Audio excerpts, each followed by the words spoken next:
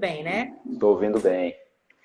Vamos aguardar só mais um pouquinho aí, esperando o pessoal entrar, para a gente participar dessa live falando sobre a guarda compartilhada no período da pandemia. Para mim é uma satisfação Isso, muito grande estar recebendo a professora Benigna aqui. Foi minha professora ali no ICESP e é muito isso, importante nesse compartilhamento de informações com a população, né? Principalmente quando trata do tema de criança, que envolve o direito da criança e do adolescente. A professora Benigna verdade. é advogada civil e mediadora, doutoranda em Direito Processual Civil na UniCeub e coordenadora de pós-graduação e processo de Direito Civil e Processo Civil. Tem mais alguma coisa que eu esqueci, professora? Aí da sua Não, qualificação. eu acho que no geral é tudo isso mesmo. Eu acho que é isso aí. Que Tá bom estar certo. aqui falando com você, né, Paulo? Vendo que você agora é um conselheiro tutelar, de frente a essas questões das crianças e dos adolescentes. Então, assim, eu acho assim, o trabalho de vocês essencial. Vocês trabalham na ponta, então ali sempre de frente e auxiliando da melhor maneira possível as famílias que procuram vocês, né? Então, antes de mais nada, eu quero parabenizar, né, o seu trabalho que você vem fazendo como conselheiro tutelar, que eu acho muito importante esse seu trabalho e que você vai levar ainda como experiência para a vida, né? Porque depois de ser conselheiro, querendo voltar para a advocacia, você já vai ter uma boa experiência, né? Olha, com certeza, viu? Na verdade, estou licenciado aqui, né? Porque o cargo de conselheiro é de dedicação exclusiva, mas o escritório está Sim. aberto, meus sócios estão tomando conta, mas muito em breve retornarei para essa missão, né? Ótimo. É a grande Advogar missão. é muito bom, eu gosto, mas no momento eu optei em participar desse processo e eu tenho crescido muito como ser humano, aprendido muito e tenho visto também muitas É. fragilidades, né, nesse sistema de garantias de direito, onde a gente precisa aprimorá-lo e buscar mais alternativas, né, para que as nossas crianças, nossos adolescentes sejam protegidos. Verdade, Tá verdade. certo, então. Que bom. Vamos iniciar aí esse bate-papo aí com o tema aí, né, guarda compartilhada na pandemia. Eu tenho recebido, Sim. né, muita demanda nesse sentido. E quando você publicou lá no seu Instagram algo sobre isso, eu falei, opa, é um momento, vamos falar, porque muita gente está precisando ouvir, né?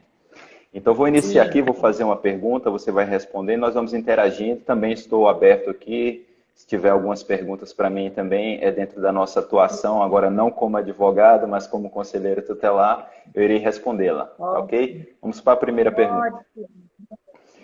Nesse momento de pandemia, em qual situação a justiça determina o afastamento do pai ou da mãe de visitas? Bom, é até interessante você fazer essa pergunta, porque é o seguinte, é importante fazer dois momentos aqui para a gente responder ela. Primeira é a questão de que, em razão da pandemia, o genitor, né, que tem ali a guarda compartilhada, geralmente o que tem as visitas com a criança, ou até mesmo aquele que tem como lar de referência, né, pode ser que tenha algum dos problemas de saúde que a gente enquadre ali como grupo de risco. E vou até um pouquinho mais longe. Às vezes, ou pode ser o genitor ou a genitora, como também pode ser a criança, né? Ser enquadrada num grupo de risco.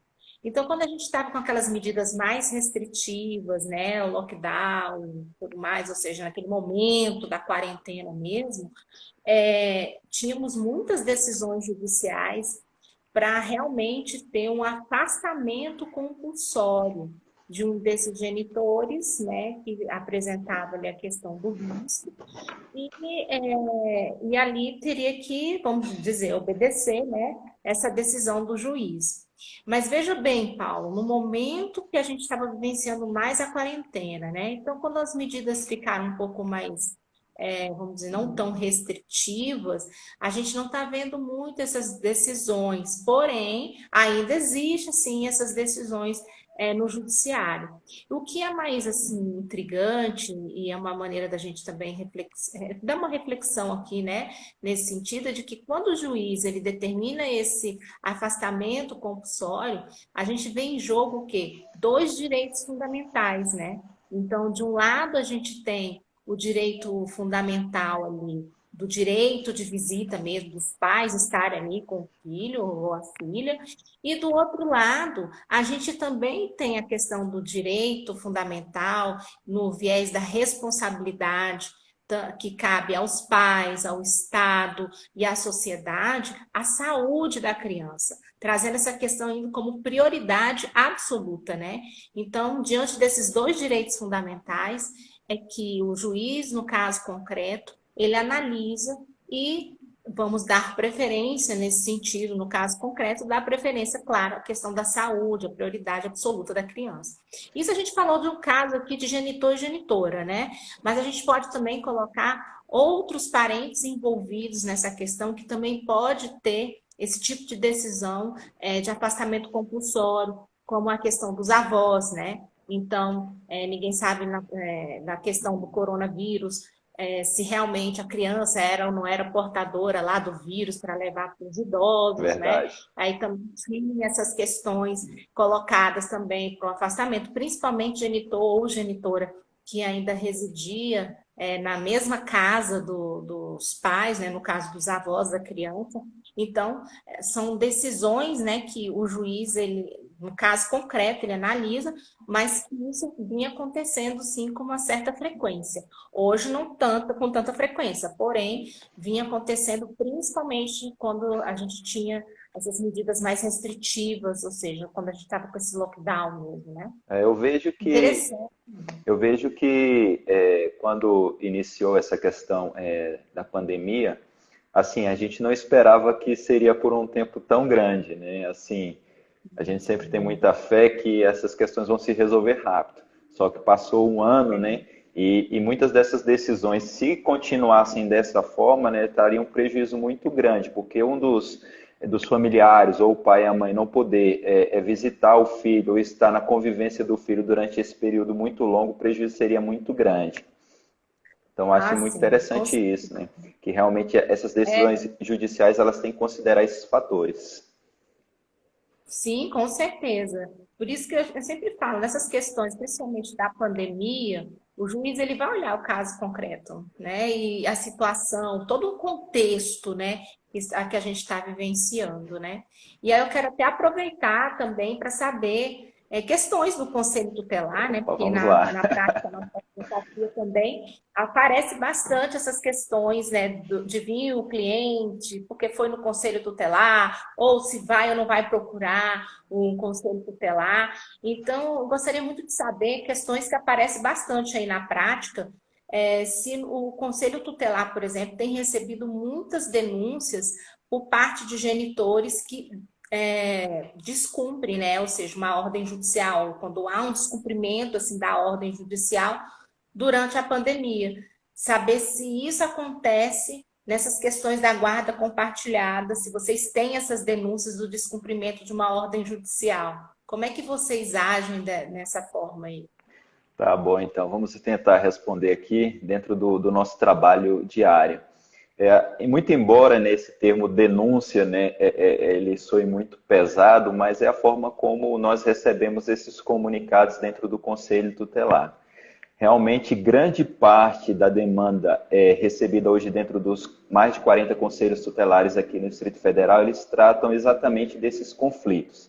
E se intensificaram agora durante esse período pandêmico. Então, assim, nós fomos muito procurados, assim, a demanda aumentou muito. E aí a gente entra, né, trazendo para esses genitores algumas colocações. Então, assim, a gente tem que observar todo o contexto. Agora, o Conselho Tutelar ele é muito procurado mesmo. Agora, o que acontece, doutor, é que agora eu vou fugir um pouquinho da advocacia e colocar mais a prática do Conselho Tutelar, né? Alguns advogados acreditam, né, e até tentam, né, de certa forma, orientar o cliente para ir no conselho tutelar, relatar determinadas situações, a fim de que se produzam documentos para serem juntados em as esferas judiciais, né? E isso não é muito adequado, porque o objetivo do conselho não é esse, de ficar criando elementos e provas para serem juntados no processo, mas sim garantir, né, assim como está previsto na Constituição Federal e no Estatuto da Criança e do Adolescente, garantir o quê? Que seja resguardados o direito da criança e do adolescente. Tá? Para quem está chegando aí agora, nós estamos tratando de guarda compartilhada na pandemia. E estamos com a doutora Benigna, que está aí trazendo uns brilhantes esclarecimentos das últimas decisões que tivemos aí nesse tema. Então é assim, né? Nós estamos realmente orientando, inclusive muitos vão até com o advogado, nós recebemos, explicamos a situação e fazemos o atendimento dentro da normalidade, mas que cresceu muito, cresceu essa demanda dentro do Conselho Tutelar. Então vamos lá para a segunda pergunta aí, não sei se a senhora quer fazer alguma colocação. Eu imagino que tenha crescido bastante. A gente está, nesse momento da pandemia, a gente está vendo muitos conflitos assim se desdobrarem, ao invés de a gente ir por um outro caminho, né, de uma pacificação, que a gente tenta buscar bastante isso, né? E acaba tendo outros conflitos se desdobrando, descumprimento, aí gera outro conflito, e assim vai, né? Mas é interessante essa colocação. Então, a doutora Benigna aí falou aí realmente de como tem sido essas decisões, né? Mas agora vamos para uma questão mais prática também, né? Qual a alternativa, né, que o pai ou a mãe tem quando existe nessa determinação restringindo essas visitas, né? O que pode acontecer? Realmente ele tem que se afastar mesmo da criança ou do adolescente ou ele pode fazer algo nesse sentido? Bom, o que acontece, né? Quando o juiz ele determina esse afastamento compulsório, a gente não pode esquecer que a gente tem hoje no nosso sistema, por exemplo, a questão da guarda compartilhada. A guarda compartilhada, ela veio aí para dar um equilíbrio ali entre as partes ali, pai e mãe, né? Ou seja, genitores, ou pai, mãe, que seja, um equilíbrio na convivência, né? Como é que se faz hoje para deixar o máximo possível o contato da criança ou do adolescente com os seus genitores. Então, quando existe esse tipo de decisão, não vai ter, né, uma visita presencial. Então, o que os juízes fazem já nas decisões deles? Já determina, né, o afastamento compulsório e nesse afastamento compulsório ele já coloca lá a forma, né, ou que deixa que a mãe e o pai ajuste ali uma data e um horário que o pai, né, e a mãe possa, portanto, disponibilizar as plataformas de comunicação virtual. Então, a gente tem hoje o que a gente chama as visitas remotas, né? Então, a gente tem agora a possibilidade de fazer a visita por videoconferência, por WhatsApp, Skype, Zoom, Google Meet. Então, o pai e a mãe acabam estabelecendo ali como é que vai ser. Então, naqueles dias, naqueles horários, para poder falar e ter o contato com a criança, porque não pode ser rompida essa ligação afetiva e de contato mesmo. Então, se não está podendo ter um contato físico, porque realmente, em vários casos, realmente vai se enquadrar na questão, né, de uma doença ali que é grupo de risco, então que haja, portanto, essa comunicação virtual, não pode ser rompida. Então, as visitas seriam visitas virtuais, vamos dizer assim, com horários, né, agendados e etc., entre o pai e a mãe, para que a criança e o adolescente ali converse bastante, né, e tenha ali o contato com o pai ou com a mãe, que não está podendo visitar. Outra questão também importante, né, que existem casos, por exemplo, que pais ou mães não estão aqui no estado, estão em outro estado, vamos dizer assim, né? E que também pode acontecer esse distanciamento, porque o que estava sendo regulamentado de visita com eles estava funcionando e por conta da pandemia, um pai vai estar em outro estado e a mãe com o lar de referência com a criança no estado, né, de origem onde todos tinham ali a convivência. Então, pode acontecer de que haja, portanto, esse afastamento compulsório e o juiz, já na própria decisão, pode colocar, inclusive, o período de compensação, né? Que vai poder fazer, ou senão já deixa claro que oportunamente vai ter um período de compensação ali entre esse pai ali, né? Entre o pai que ficou, vamos dizer assim, vetado ali de ver o filho fisicamente, porque está em outro estado, deixa bem claro isso também, né? E depois pode ser sim compensado, né? Mas a verdade, Paulo, é justamente essa, que embora tenha, né, essas decisões aí de afastamento compulsório, o pai ou a mãe precisa observar essas visitas virtuais, né? Tem que ter. Tem que ter. Videoconferência, tem que ter. Não pode romper essas videoconferências, porque desobedece, descumprimento também. Tá, e nesses casos aí, aproveitando essa pergunta, nesses casos aí, desses descumprimentos dessas ordens judiciais, quando um pai ou a mãe, ele descumpre, né, no sentido de criar embaraços, né, ou dificultar esse acesso, o que é que pode ser feito? Olha só, quando dá o descumprimento de uma decisão judicial, inclusive até escrevi um artigo, eu e uma colega também, uma amiga, que faz parte do projeto de processualistas, do Elas no Processo, a Cecília e o Debrand, a gente escreveu inclusive esse artigo, né, de impedimento de visitas, né, das crianças, né, quando um genitor ou a genitora ali impede que seja realizada ali a visita. Então, se a gente for trazer para o nosso mundo, né, agora do virtual, quando existem essas medidas compulsórias, a gente pode fazer da mesma forma que se fosse o presencial. Então, no presencial, houve o descumprimento, eu posso pedir a aplicação de multa, né, as asteentes aqui. Então, a multa diária, porque não está deixando ver o filho. Então, nós já temos decisões pacíficas nesse sentido. Então, a gente tem um artigo, depois até posso passar para você dar uma Oh, olhada excelente. depois, Paulo.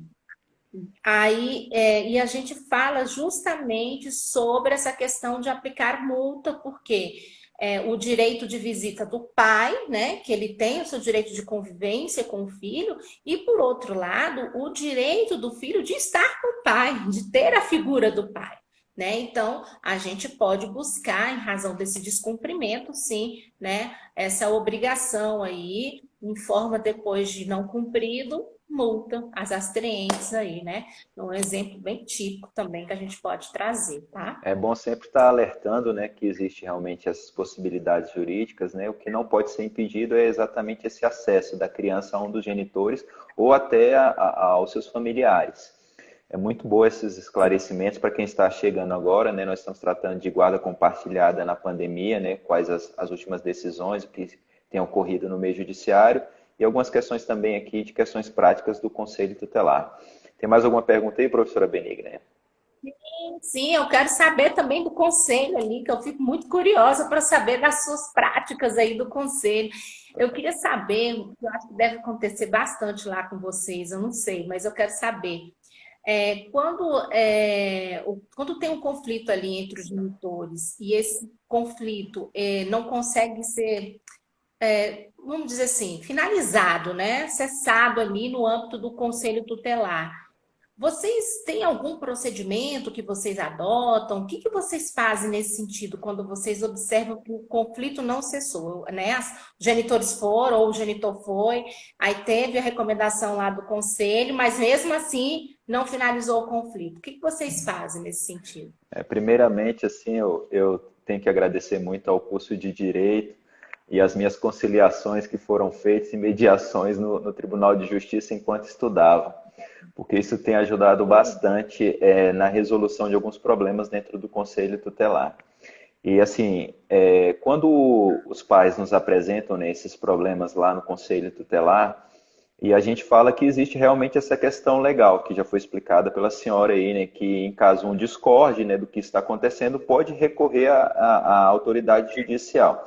Porém, muitas vezes os conflitos são muito intensos, mesmo com o diálogo, mesmo com a tentativa ali da conciliação ou da mediação, não se consegue resolver o problema lá dentro do conselho. E muitas vezes nem no judiciário, mesmo indo para o judiciário, ainda existem muitos conflitos.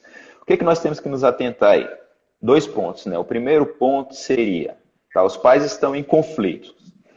Um pai ou a mãe ou um familiar está tentando desabonar o outro genitor ou a genitora, se ele estiver tentando desabonar, aí nós falamos que existe realmente a legislação, né, que trata dessa questão, uma legislação própria da alienação parental, quando um genitor ou um dos familiares tentam desabonar o outro, né, descredenciar, dizer que não presta, que aquela pessoa ela não é digna de estar cuidando daquela criança.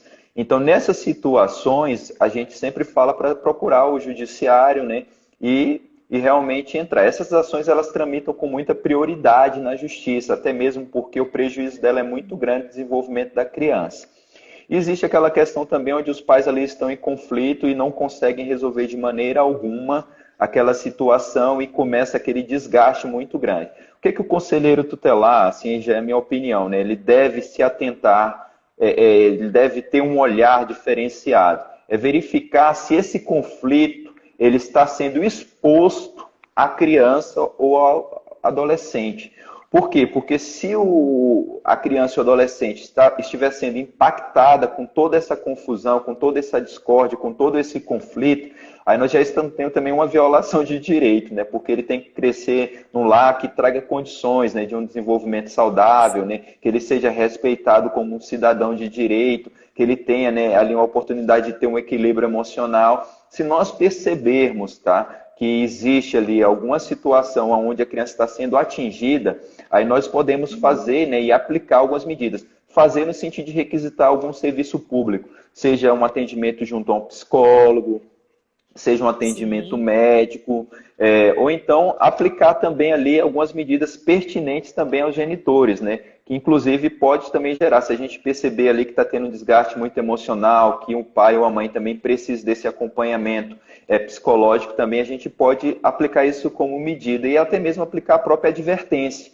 né? Advertindo aos pais que essa solução, muito embora, como a gente fala, né, eles não precisam se amar, mas eles precisam entender que estão ali na obrigação de cuidar de uma criança, e essa criança ela tem que receber, né, a atenção dos 2 núcleos familiares que foram compostos com a dissolução daquela união, né? Eles tiveram a dissolução da união, mas ali existiu o nascimento de uma criança que tem que ter os direitos delas resguardados, até porque ela está em fase de desenvolvimento e não pode ser prejudicada. Então, nós podemos aplicar, sim, algumas medidas com base no artigo 101 do Estatuto da Criança e do Adolescente, com base no artigo 129, o artigo 100, né?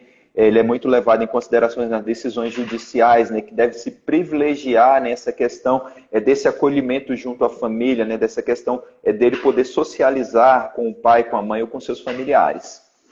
Eu não sei se fui bem claro, mas se não foi, eu tento esclarecer. Eu desliguei os comentários pessoais, mas daqui a pouco eu vou ligar novamente para vocês colocarem as perguntas, tá ok? Se alguém tiver alguma dúvida, já vai anotando aí. E tem um campo também aqui na parte de baixo com a interrogação, tá? Que ele pode ser usado aqui, eu acho que está constando aqui já 2 perguntas.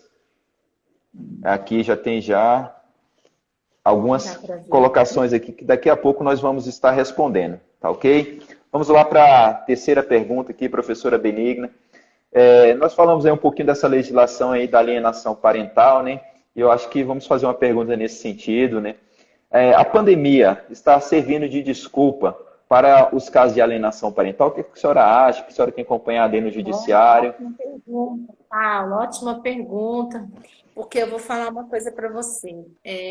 Você sabe, né, que na nossa prática aí da advocacia de família, você começa ali com um processo de divórcio, né? Aí começam os menores envolvidos, aí a gente vai para a ação de alimentos, aí você vai para a questão da guarda, né? E lá a gente já começa a se deparar com situações que você não via quando você estava, por exemplo, numa ação de divórcio, né? Então, algumas situações em que você realmente verifica que é caso de alienação parental. Outras situações, não. E aí é importante a gente até deixar claro para todo mundo que está ouvindo a gente, porque a alienação parental, ela é, sim, de fato, uma forma de desqualificar um dos genitores, né? Então, a gente sabe que é isso, mas é, essa ligação da alienação parental é algo psíquico, porque geralmente quando há essa questão da desqualificação de um dos genitores, é porque um deles lá que está desqualificando ainda guarda, né, aquela raiva, né, aquele rancor, aquele luto da separação. Então, na verdade, não é nem raiva, né, é a mágoa que ainda fica ali. Só que essa mágoa ela vai se transformando em conflitos que também vão se desdobrando no decorrer do caminho. Então, se essa mágoa ela não cessar, né, num curto espaço de tempo, e dali você vê que realmente ficou algo mais relacionado ao lado psíquico mesmo, vamos dizer assim, e que está ali se perdurando no tempo, aí realmente precisa ser observado, porque de fato pode ser que a criança ou adolescente esteja de fato sofrendo uma alienação parental, né? Mas a alienação parental, então ela precisa, a gente precisa ver no tempo, ela ser colocada no tempo, e mais, além de você ver a alienação parental ser colocada no tempo, você precisa conjugar com, por exemplo, uma rede de apoio de pessoas que estão de fato apoiando esse alienador, né? Então, por exemplo, se esse alienador, né, está desqualificando e às vezes vem com um discurso, às vezes nem desqualifica, mas vem com um discurso, né, que a gente fala que é aquele discurso, né, do amor e da proteção, que isso é muito grave, e coloca, não, faça isso porque eu te amo, porque realmente é para te proteger, aquele excesso, né, que se dá de proteção, né, nesse discurso, que por trás pode ter realmente alienação, e uma rede de apoio de pessoas dizendo, não, porque de fato é realmente a proteção, é o amor, por isso que ele age dessa forma. Se tiver pessoas, por exemplo, pessoas da família, vizinhos, amigos, até mesmo psicólogos ali, né? Ou seja, da área de terapia, que vem apoiando esse alienador, aí sim a gente vai estar diante mesmo de uma alienação parental. Agora, se ele não tem essa rede de apoio, né? Não tem, mas ele pode até vir com esse discurso aí persuasivo aí de amor e proteção. E não se delonga no tempo, ou pode até se delongar um pouco, mas ele não tem ainda essa parte da rede de apoio, aí fica difícil de você configurar ali a questão da alienação parental. E aí, quando a gente traz agora para a pandemia, então, Aí se nessa agrava, situação né? do caminho, se agrava, porque imagina, Se na agrava. pandemia, não pode ver o pai, ou não pode ver a mãe, né? Não pode ver, até o juiz aqui diz que não pode ver, tem uma decisão que não pode ver. E aí usa isso, né, nesse discurso que a gente está conversando aqui, do amor e da proteção, porque não pode ver, não pode ter o contato físico, porque pode ter a Covid-19 e a gente não sabe quais são os efeitos dessa doença e blá, blá, blá. Então vem esse discurso né, bem bonito de proteção e que se deixar perdurar no tempo, né?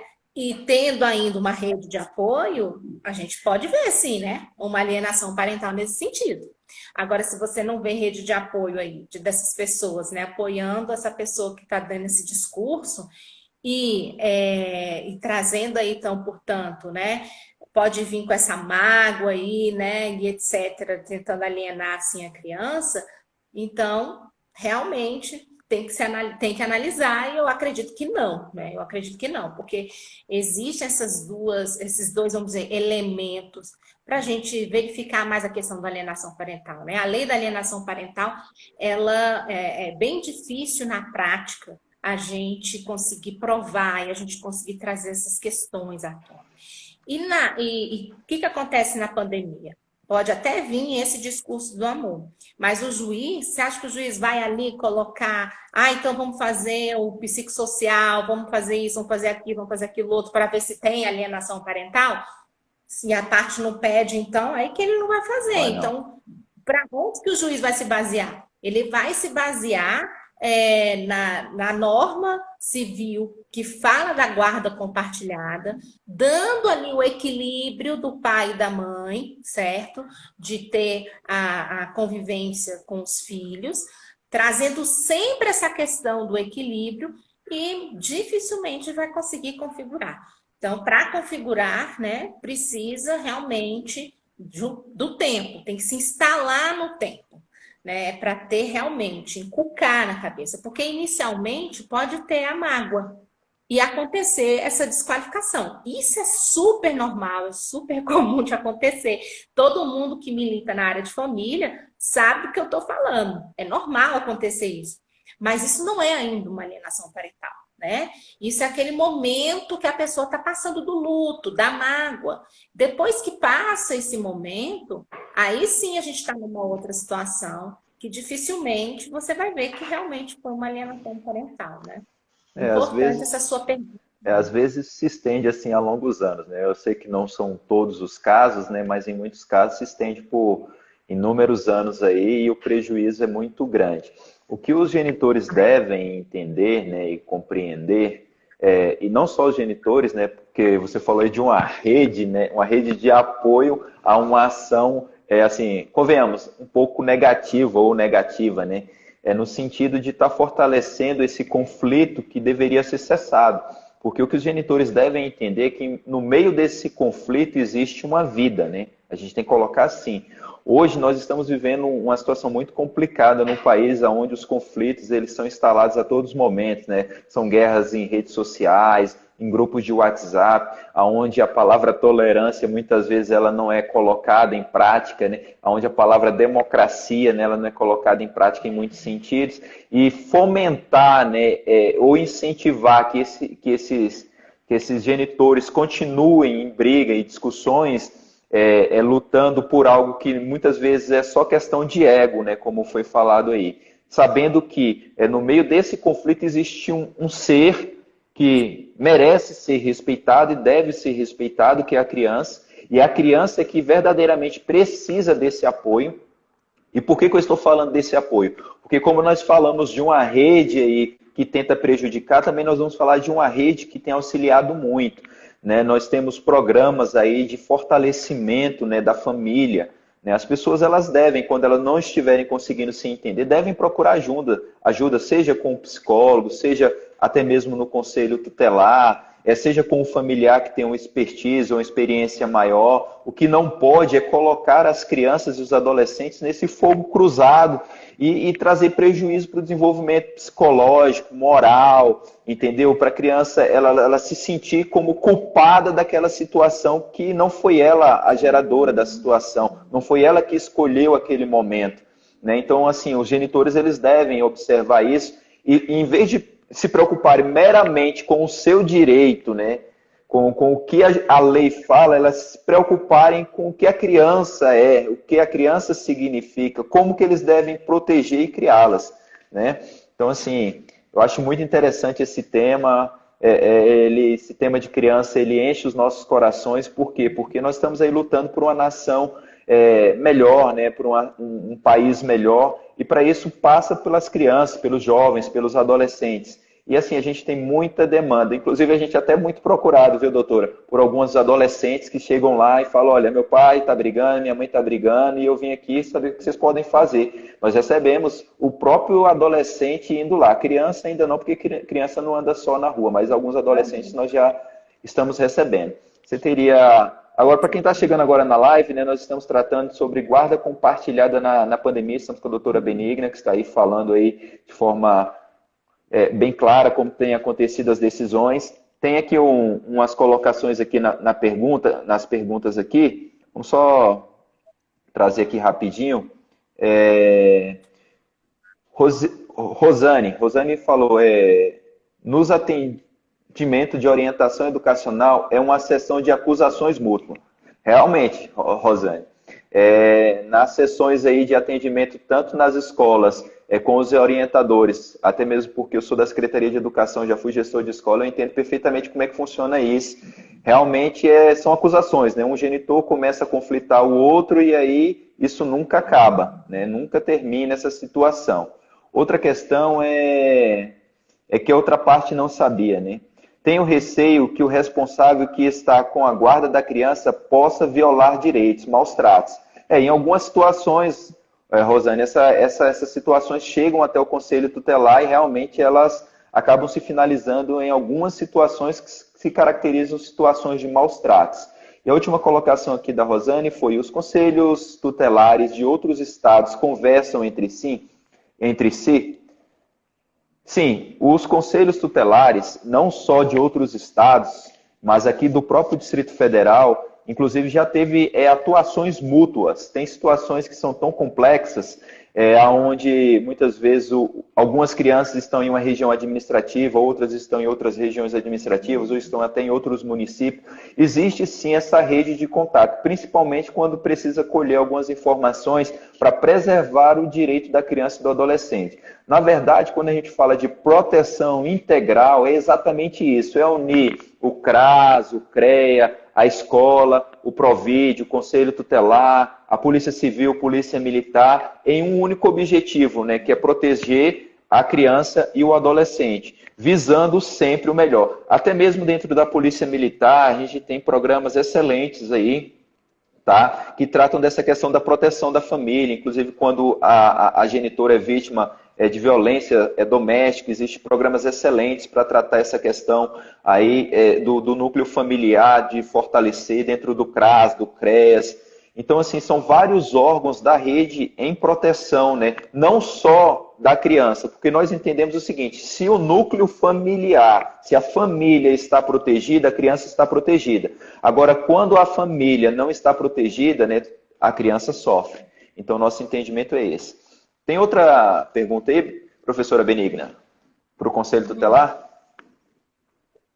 Tem outra pergunta que eu quero saber aqui na prática, né? Porque tanto a gente viu aqui questão de recomendação, aqui às vezes o advogado pede para procurar o conselho, senão eles vão antes no conselho, depois vai para o advogado. E tem casos que, por exemplo, né, vão lá para o conselho e a gente sabe que, como a gente acabou de colocar aqui na questão para você, tem casos em que não cessam, né? E aí, o que acontece? Há impacto, né, nas crianças e nos adolescentes quando esses conflitos não cessam? Eu acredito que há, né? Até porque eu acredito que vai ter prejuízo lá na frente. Aí eu aproveito o gancho dessa pergunta para saber o que pode fazer para minimizar esses prejuízos, né, nessas crianças e adolescentes que procuram o conselho também não consegue minimizar e a gente vê a situação que fica bem ruim. Desses impactos que são gerados aí em razão de não cessar o conflito. Na verdade, como eu já até iniciei falando isso daí, de algumas angústias, né, dos adolescentes que nos procuram, essa situação conflitante entre os genitores, ela traz um desequilíbrio emocional em muitas crianças e muitos adolescentes. Eles se sentem culpados dessa situação, muitas vezes, né, são alvos dessa chamada alienação parental, eles perdem ali o equilíbrio e o sentido da vida. Tá? Então, assim, com isso, o prejuízo ele é constante, né, e vem em crescimento. Vamos colocar assim, que ele chega em fase, né? A criança começa a ficar triste, o desempenho escolar dela diminui, muitas vezes ou emagrece demais ou entra em quadro de obesidade, ela fica depressiva, depois vem para a questão da automutilação e muitas até tentam e cometem, né, o suicídio, né, algo muito grave, algo assim que nessa geração aqui que nós estamos vivenciando, muito embora não seja divulgado os dados, né, o número de pessoas atendidas dentro do Conselho Tutelar com automutilação é muito grande. E geralmente é problema familiar, principalmente quando existe, né, esse combate, né, no judiciário, que não se cessa, né, que não existe a cessação, que não acaba, né, que não acaba. Então, assim, os pais vão lutando e todo dia brigando por uma situação. Ah, ele desobedeceu isso, ele não fez isso, ele chegou uma hora atrasada, ele não cumpriu o acordo, na pandemia ele não quis vir pegar a criança porque ele disse que mora com o pai e com a mãe, eles são idosos e não quer contaminar o pai e a mãe, mas a criança tem direito de ser criada pelo pai e pela mãe, e começam-se todos esses conflitos e a vítima, na verdade, dessa situação é a criança que é prejudicada em sua questão da saúde física, mental, espiritual, moral, e ela sofrem esses prejuízos. Tá? E o Conselho Tutelar tem que agir. Tem que agir, tem que encaminhar para os genitores para fazer esses cursos, tem que aplicar as medidas previstas no Estatuto da Criança e do Adolescente e tem que proteger a pessoa que é frágil dessa situação, né? Que são os infantes. Nós temos que protegê-los. Então, assim, o Conselho Tutelar, primeiro, ele vem com essa visão de tentar restabelecer pelo menos a comunicação, né? Entre esse diálogo que foi rompido entre os genitores, né? Que eles estão fora do âmbito judicial, estão ali num órgão, né, autônomo, não é um órgão vinculado, é um órgão vinculado ao governo, mas não é subordinado, mas nós estamos ali realmente para garantir que tudo de garantia de direito das crianças eles sejam efetivados. Então, o que a gente pode ser feito? Como eu já falei até anteriormente em outra resposta, encaminhar para um atendimento psicológico, encaminhar para o fortalecimento de vínculos familiares, órgãos de proteção à família. Então, tudo isso pode ser feito para tentar preservar. Fora isso, a gente aplica a medida de orientação, apoio e acompanhamentos temporários, né? Que nós chamamos de passe. Os advogados, quando nos procuram, doutora, chega, cadê o processo do meu cliente que está correndo aqui no Conselho Tutelar? Nós não somos um órgão jurisdicional, não existe processo. Tá? Existe uma pasta de acompanhamento. E aí eu queria falar para os advogados que estão assistindo aí, que muitas vezes eles chegam lá e falam para o cliente, ó, você chega lá e fala tudo isso que eu estou te falando. E depois você pede uma cópia de tudo que eu te falei, porque eu vou juntar nos autos. Tá? A questão da prova, né? E aí, conselheiro faz ou não faz prova para o processo judicial, né? Exatamente, porque o que acontece é o seguinte, essas provas que são criadas, né, essas provas que são criadas, que eles acham que são provas que são criadas, eles tentam usar como se fosse ter algum benefício no judiciário. Isso não existe. Mas toda a pasta de acompanhamento, ela pode ser encaminhada para o judiciário, desde que o Ministério Público ou o próprio juiz entenda ser necessário. Tá ok? Então, assim, o tema, né, da live aí, nós vamos focar aqui de novo, aqui, que é guarda compartilhada na pandemia, né? Então, aqui vamos ter mais umas colocações aqui nas perguntas aqui, doutora Benigna. Deixa eu ver aqui os conselhos. Já foram respondidas já. Eu vou abrir aqui para os comentários, aí vou estar passando para a doutora Benigna se está fazendo algumas considerações, falando aí se ela tem mais alguma dúvida sobre o Conselho Tutelar, e a gente vai finalizando aí com algum bate-papo aí nesse sentido da guarda compartilhada. Só para retomar para quem chegou por agora na live. Sim, doutora Benigna, pode prosseguir aí falando sobre... A questão aqui da gente estar falando aqui da guarda compartilhada na pandemia, é importante a gente dizer aqui também, porque o que acontece, né? O que acontece muito de clientes que aparecem, né, no escritório, por exemplo, e fala que querem a guarda unilateral. Só que hoje é uma exceção a guarda unilateral, né? Está cada vez menos sendo aplicada essa guarda unilateral. Acho que a gente nem tem mais, a gente não tem como dizer guarda unilateral. Infelizmente, assim, a gente precisa demonstrar e dizer, por mais que os clientes fiquem chateados, né? Porque eles, na verdade, eles querem o quê? Eles querem ter ali todo o contato exclusivo com a criança ou com o adolescente e simplesmente não deixar nem o direito de visita, né, do outro genitor. Então, assim, o que a gente tem que deixar claro a regra hoje é guarda compartilhada, ponto. Essa questão da guarda compartilhada, que veio bem traduzida de uma maneira bem errada aqui para o Brasil, porém, a gente não fala em guarda mesmo compartilhada, a gente está falando do direito de convivência. É isso que a gente tem que colocar. Como que é a questão desse direito de convivência? Porque se um tem como lar de referência da mãe ou do pai, o outro tem o seu direito de conviver com o filho. E aí, é sempre bom a gente colocar, principalmente agora, nesse momento da pandemia, de que o consenso é sempre o melhor. Por quê? Porque a gente tem que pensar, como você disse, Paulo, o que a gente tem que pensar que temos vida das crianças em jogo aqui, ou dos adolescentes. Então, muitas vezes os pais, eles estão tão levados a sentimentos de mágoa e etc., que esquecem que estão discutindo a vida dos filhos, das pessoas que eles mais amam nesse mundo, e que não é justo, né, ele impedir que o filho dele não tenha a convivência com o outro genitor, porque existe uma mágoa entre os genitores. Então, é muito difícil trazer isso à tona, mas que a gente precisa levar a questão do consenso sempre com o olhar para a criança e para o adolescente. Então, essas seriam as minhas considerações. Eu sempre busco o consenso, mas é difícil a gente conseguir consenso. Muitas vezes a gente entra no judiciário, está com o processo, mas quando eu tenho oportunidade na audiência de conciliação e mediação, eu pego todos os processos que eu tenho das partes, levo para a audiência de conciliação e mediação, e lá eu tento resolver tudo com o cliente.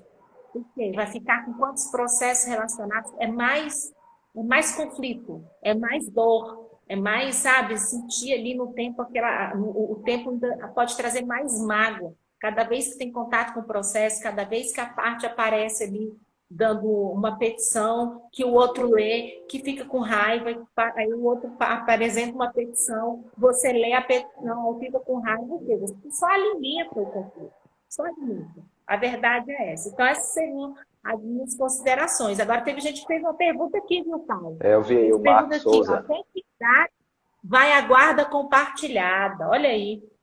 Até que idade vai essa guarda compartilhada? Ó, interessantíssima a sua pergunta, viu, Marcos?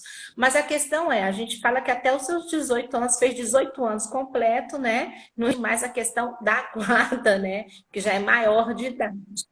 Verdade é essa. Então, quando a gente fala de criança e adolescente, a gente fala de até os seus 17 anos incompletos, né? Fez 18 anos, né? Maior de idade, e a gente vai falar de poder familiar, a gente nem fala de guarda compartilhada, mas é algo que fica perdurando aí, né? Enquanto tiver uma decisão judicial sendo determinada, colocada, e ninguém discutiu nada disso, Opa. Tá certo, acontece. A questão da guarda compartilhada fica perdurando aí, né? A questão é essa. Aí estão perguntando aí, o Paulo, estão várias perguntas, Paulo. Então, como é que fica a questão da pensão alimentícia durante a guarda compartilhada? Daí vai depender de como é a convivência que foi estabelecida ali entre o pai e a mãe, né? Então, o que acontece? Existem essa questão da guarda compartilhada, em que o pai e a mãe acertaram de ser uma semana na casa de um, uma semana na casa de outro. Então, a gente tem mais uma figura aí de uma guarda alternada. Então, isso pode ser que ali dispense a questão dos alimentos, traz só a questão do lar de referência ser da mãe, porém, se fica uma semana inteira com o pai, uma semana inteira com a mãe, então vão ter despesas alternadas, a gente nem vê a figura dos alimentos aqui, porque está sendo bem dividido. Mas alimentos que eu digo, né, aqueles alimentos, né, que realmente é depositado o valor na conta. E aí são pagos diretamente, que deve ser acertado. E quando o casal, né, o ex-casal, chega nesse ponto dessa guarda alternada, porque a comunicação, de uma certa forma, está boa e está dando certo o que eles estabeleceram, né? Seja um pagando o colégio de um, o outro pagando o colégio do outro, quando se tem duas crianças, e que ali eles estabeleceram os pontos e como é que seria ali os alimentos e a guarda. Agora, existe também a questão, olha, temos a guarda compartilhada, mas a convivência vai ser como? Toda sexta-feira, busco na casa da mãe e na segunda-feira entrego no colégio. Então, o lar de referência é a mãe e fica mais tempo, entre aspas não, né? Na verdade, acaba ficando mais tempo com a mãe, embora a lei tente ali equilibrar a questão da convivência. Então, nesse caso, como é que são os alimentos? Aí, os alimentos realmente têm que ser olhados da maneira em que, se tiverem ali no conflito, vão ser determinados alimentos provisórios, o juiz já fixa ali os alimentos, porque fica mais tempo com a mãe, ou de uma maneira consensual, eles próprios estabeleceram ali os valores. Então, assim, são situações e situações que a gente tem que olhar à luz do caso concreto, né, Paulo? É verdade. Estou olhando aqui para o relógio, aqui para o tempo, viu? Uma live muito boa, o tempo já está quase acabando aqui. Tem uma questão aqui bem específica, e aí eu acho que a gente responde essa questão e vamos para o encerramento, antes que a live caia, que eu acho que é 1 hora agora no Instagram. Eu estou numa questão O pai quer a guarda unilateral e a mãe também, sendo o bebê de 7 meses. É possível ter a guarda compartilhada nesse caso, à pernoite? Olha, é interessante isso aí, e de novo volto a falar o que a gente estava conversando aqui. Na verdade, a regra hoje é a guarda compartilhada. Então, se faz uma guarda compartilhada, o que vai estabelecer é a convivência. Como é que vai ser a convivência com esse bebê, né? Então, geralmente, quando a gente tem assim a criança ou o bebê que está ali diante da discussão da guarda, e tem a guarda e tem como é que são as visitas? São visitas que geralmente o pai ele visita ali na casa da mãe, que é referência, e fica ali o dia todo com a criança e não leva para casa em razão de cuidados que ainda, né, ele não conseguiu ali desenvolver com o bebê ou com a criança. Mas existem outras situações, né? Daquele pai que é super participativo, que sabe fazer todos os trabalhos e que foi estabelecido ali do bebê também ficar com ele, né? De ficar com ele dias também. E aí vem uma outra questão, se é bebê, a amamentação, como é que faz, né? Se estiver Cuidados amamentando. específicos, né? Pois é, e são questões muito específicas. Até 2 anos de idade, essa convivência, ela é conversada ali, pode ser estabelecida, e depois ela pode ser revisada, né? Então, revisada entre os próprios pais, e se tiver judicialmente homologada, aí altera ali como é que eles estabeleceram depois em razão da criança ter crescido. Então, a gente tem, assim, momentos que devem ser observados. E, mais uma vez, como é que é a comunicação desse pai e dessa mãe? Se não tiver conflito, se for consensual essa comunicação, esse diálogo aberto entre eles, é ótimo se for um diálogo aberto, porque eles vão tranquilamente estabelecerem ali como é que vai ser. Agora, quando se tem de fato aquele conflito instalado, né, vai ser bem difícil ali a gente ver o pai pegando um bebê que ainda está em fase de amamentação ali, ficando com esse bebê 2, 3 dias, né? E ali, cadê a mãe? E aí, nesse momento, presente a mãe o tempo inteiro, né? Mas isso vai depender. Pelo que eu Se entendi, existe seria que os dois estão de forma consensual e a criança, assim, ela passaria só a noite com a mãe por essas questões é alimentares. possível, É possível, é então, né? possível, é possível. O que eu quis deixar claro tudo depende do diálogo entre eles. É possível. Tudo depende do diálogo. E tem pai que vai lá só para ficar o dia todo e não tem nem pernoite. Acabou. Só fica lá o dia todo, aí cuida, brinca, né, da maneira dele. Chega lá tipo 8 da manhã e fica com a criança o dia inteiro, sai de lá 5 horas, 6 horas da tarde e não ficou mais, né? Não vai dormir ali com a criança. Mas existem situações e situações. É importante a gente só colocar, dizer que direito de família não tem nada que é redondo. O pessoal acha que é tudo receita de bolo no direito de família. Não é. Se tu for pegar um caso de um cliente e jogar, no caso do outro cliente, o mesmo que você jogou do cliente que você acabou de atender, você não vai se dar bem. Por quê? A situação de um é de uma forma, a situação do outro é de outra forma. São situações diferentes. Então, aqui é um ramo do direito que é personalizado. Exatamente. A Gláucia colocou aqui, existe algum tipo de procedimento de punição quando não há consenso para proteger as crianças? Assim, a gente sempre tem que ter o princípio da proteção integral. Se estão violando os direitos, aí nós temos que usar os mecanismos legais, seja até mesmo, se necessário for, representar o pai ou a mãe ou o violador do direito, né? O que não pode é a criança ser afligida com isso.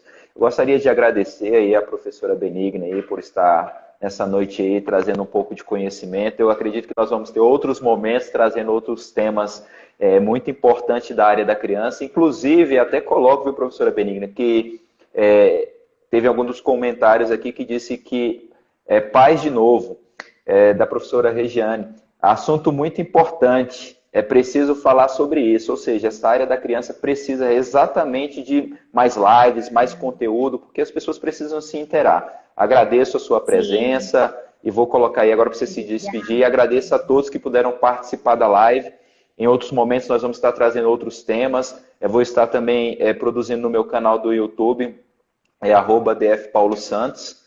Tá? Vou estar produzindo também alguns vídeos nesse sentido de trazer temas sobre a área da criança e da proteção. Professora Benigna. Ótimo.